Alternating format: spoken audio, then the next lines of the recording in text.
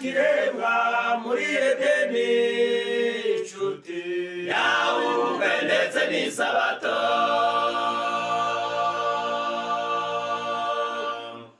Uwo yaramaze gucumura yirukanwe mu Edeni, yarekewe ubukwe n'isabato.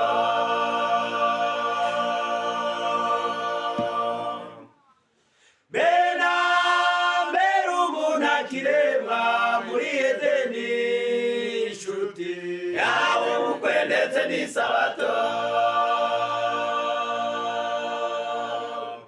Ubwo yaramaze gucumura yirukanwe mu Edeni, yarekewe ubukwe n'isabato.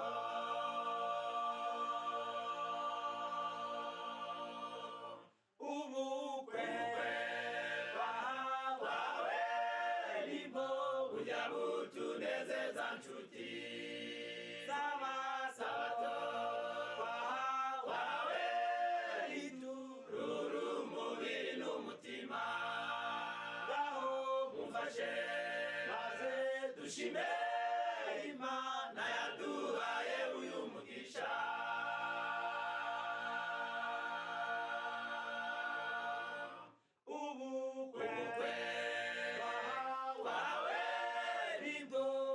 Butunezeza nshuti sabato wawe itururu umubiri n'umutima. Ngaho mumfashe maze dushime Imana yaduhaye uyu mugisha.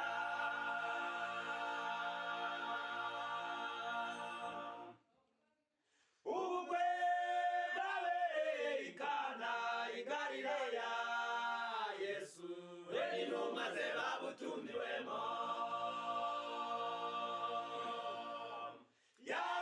Yakoreye igitangaza atwera ubwo bukwe, yahinduye amazi divayi. Ubukwe bwabereye i Kana i Galilaya, Yesu we n'intumwa ze babutumiwemo.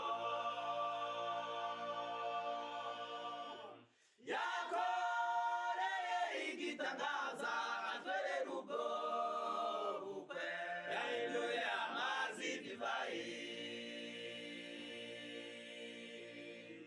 Ubukwe wawe nibwo burya butunezeza nshuti sabato wawe itururu umubiri n'umutima.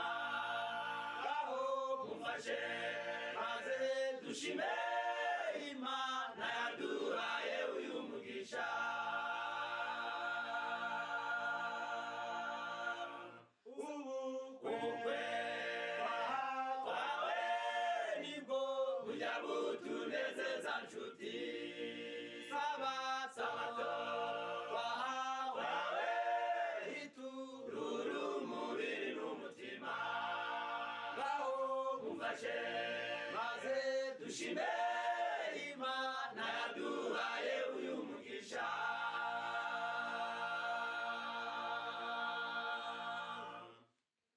Muri uyu mwanya twese turimo tuziza ubukwe bw'abavandimwe bashyingiranywe.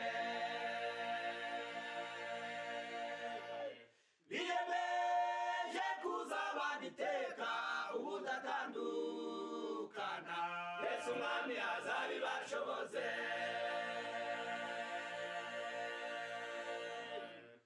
Muri uyu mwanya twese turimo twizihiza ubukwe bw'abavandimwe bashyingiranywe. Biyemeje kuzabana iteka ubudatandukana, Yesu umwami azabibashoboze.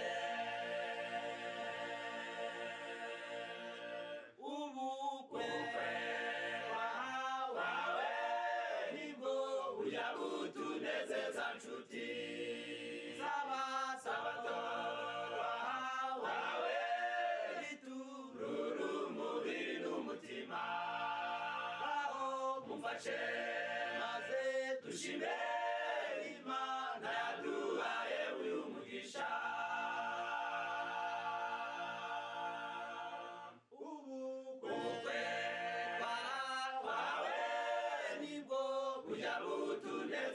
nshuti sabato wawe rurumuri n'umutima mufashe